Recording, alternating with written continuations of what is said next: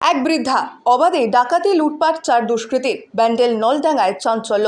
নলডাঙ্গার বাসিন্দা রেণু পাল, বয়স ৬৮। তার দুই মেয়ে। বড় মেয়ে অদিতি বন্দ্যোপাধ্যায় থাকেন ব্যান্ডেল ওলাইচণ্ডীতলায়। ছোট মেয়ে সোনালী সিন্দে থাকেন মুম্বাইতে।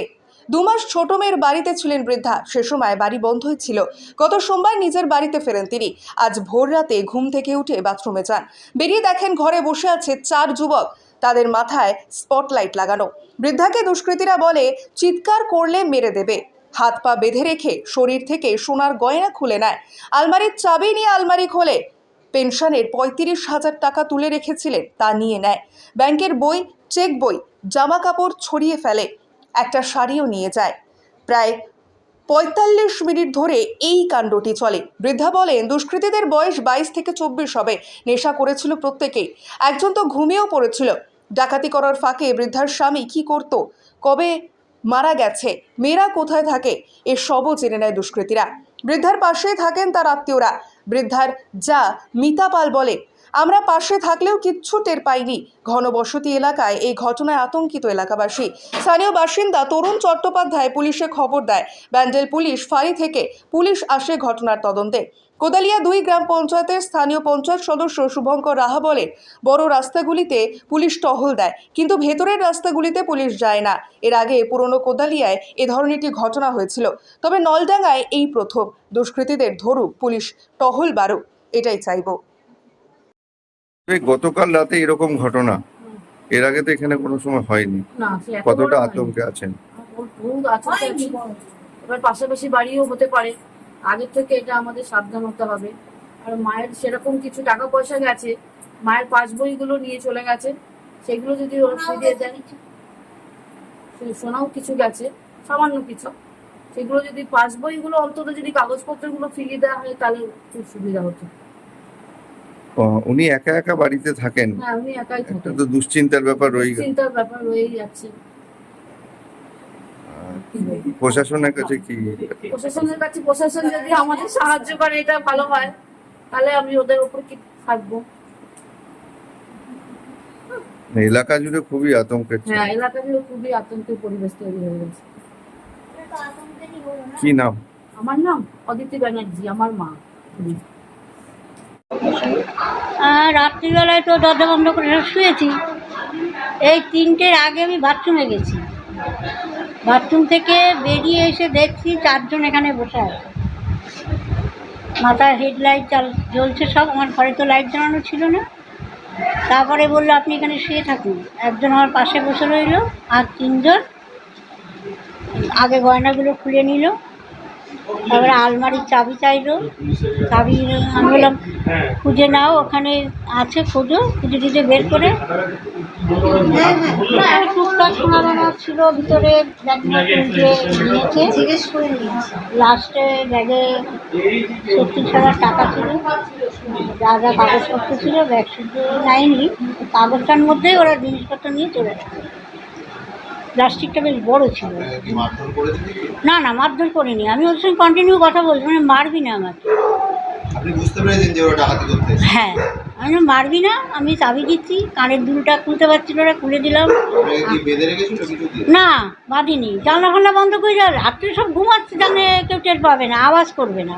না, আওয়াজ করছি না, ওরা নেই। না, বসি না, আমাকে শুয়ে দিয়েছি, শুয়ে থাক না। আর একটা এখানে বসে হাতে রড ছিল, এরকম মোটামোটা এই সাইজের।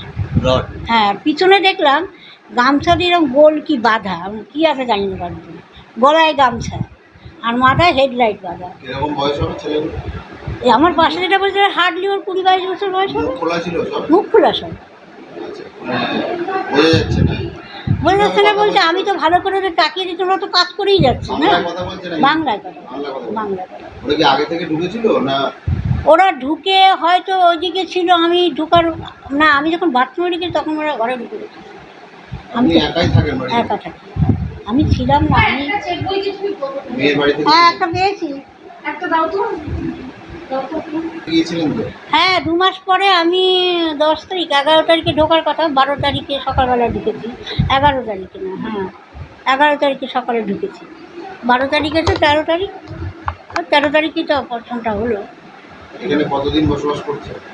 এখানে বসবাস করতে অনেক দিন হয়ে গেছে, এই ঘর করা হয়েছে নতুন, 1.5 বছর হয়নি আর কি। এরকম ঘটনা কি মনে হচ্ছে কতটা? আতঙ্ক তো বটেই। আমারে বললো আমি পাশের বাড়ি যাচ্ছি, আমি তো ঘড়ি দেখতে পাচ্ছি না কটা বেজেছে, আমি প্রথমে খেয়াল করিনি। আমার হাত আর পা আমার ছায়া দিয়ে বেঁধে দিয়েছে গিট। আমি তো জানি খোলা যাবে, পরে চেষ্টা করলাম, খুলে ফেললাম, খুলে ফেলে তাকিয়ে দেখছি 4টে বাজে। তারপরে কিছুক্ষণ ঘরের মধ্যে ঘোরাঘুরি করে বাইরে গিয়ে বসলাম। কি নিয়ে গেছে? সোনা নিয়েছে, ভরি 1.5 হবে, আর টাকা নিয়েছে 36,000। কত টাকা ছিল? 36,000 পেনশন তুলেছিলাম।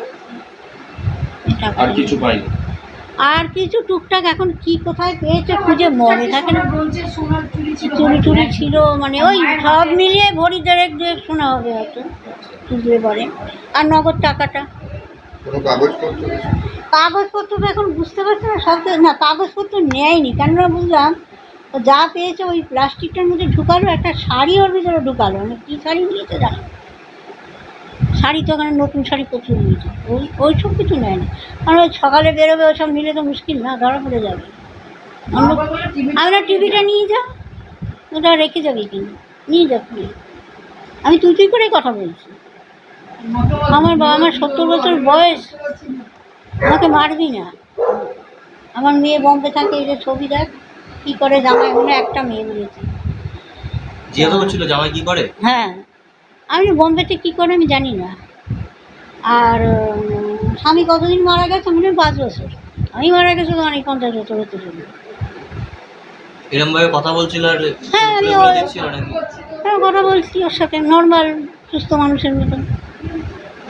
এখানে শুয়ে পড়লো, ঢাবাস করে একটা টেনে তুললো, তুলে বলছে এই তুই শুতে এসছিস এখানে? আর উঠে বসলো। আবার ওটা বয়সটা কম, ওটা বেশি খাইয়েছে কারণ ও ট্রেন না পায় কী নিচ্ছে, সেটাই মতলব আর। কি নাম? হ্যাঁ, কি নাম আপনার? রেণু রানী পাল। যেন এখানে এলেন, আপনি পাশেই থাকেন, কি হয়েছে? আমাকে তো সকালবেলা আমার মেজোদা ডাকলো, দরজা নক করে। এবার আমি উঠেছি, বলছে দিদির সর্বনাশ হয়ে গেছে। মানে কি হয়েছে? বলছে দিদির ঘরে এরকম দিদিকে রাত্রিবেলা বেঁধে রেখে সব নিয়ে চলে গেছে। আমি তখন এসে দেখছি দিদি সিঁড়িতে বসে আছে, মানে দিদির গয়নাগাঠি গায়ে কিচ্ছু নেই, ছিল মোটামুটি গয়না টুকটাক ছিল, কিচ্ছু নেই।